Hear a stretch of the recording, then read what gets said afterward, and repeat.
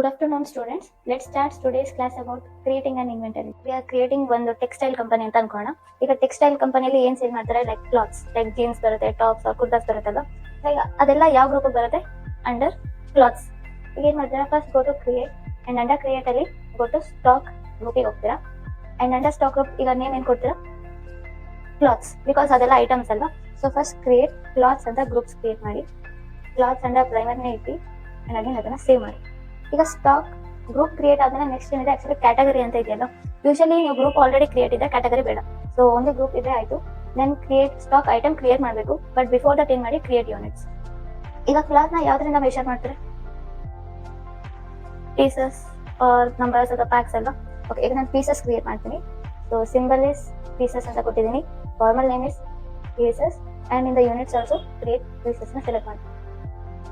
Okay, so ಈಗ unit create ಆಯ್ತು. So next ಏನ್ ಕ್ರಿಯೇಟ್ ಮಾಡಬೇಕು? Create stock item. ಈಗ ಯಾವ್ದಾದ್ರು ಒಂದು ಐಟಮ್ ಹೇಳ್ತೀರಾ? ಜೀನ್ಸ್. ಇಲ್ಲಿ ಜೀನ್ಸ್ ಅಂಡರ್ ಯಾವ್ದು ಬರುತ್ತೆ ಅಂತ ಸೆಲೆಕ್ಟ್ ಮಾಡಬೇಕು. ಇಟ್ಸ್ ಕ್ಲಾತ್ಸ್ ಅಲ್ವಾ. ಸೊ ಜೀನ್ಸ್ ಅಂಡರ್ ಕ್ಲಾತ್ಸ್ ಬರುತ್ತೆ ಅಂಡ್ ಯೂನಿಟ್ಸ್ ಯಾವ್ದ್ರಿಂದ ಮೆಷರ್ ಮಾಡ್ತೀವಿ? Pieces. Select under pieces and again ಇದನ್ನ ಎಂಟರ್ ಕೊಟ್ಟು ಸೇವ್ ಮಾಡಿ. Okay, I will create one more item, top and top under clothes under pieces. Okay, ಇನ್ನೊಂದು item create ಮಾಡೋಣ. Create shirt under clothes under pieces and again ಅದನ್ನ save ಮಾಡಿ.